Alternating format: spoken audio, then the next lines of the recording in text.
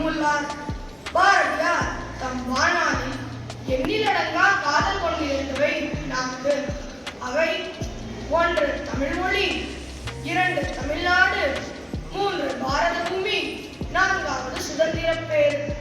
இதிலிருந்து நமக்கு தெரிகிறது பாரதியார் தமிழின் மீது எவ்வளவு பற்று கொண்டிருந்தார் என்பது. பிற நாட்டு நல்லறிஞர் சாத்திரங்கள் தமிழ் மொழியில் பெயர்த்தல் வேண்டும். பிற வாதப்புகளுடைய புது நூல்கள் தமிழ் மொழியில் ஏற்றல் வேண்டும் என்பது மகாகவி சுப்பிரமணிய பாரதியாரின் புகழ்பெற்று முழக்கமாகும். இதன் பொருள் வெளிநாட்டினரின் சிறந்த சாத்திரங்களையும் அறிவியல் கருத்துக்களையும் தேர்ந்து வைத்ததும் பாரதியே. அந்த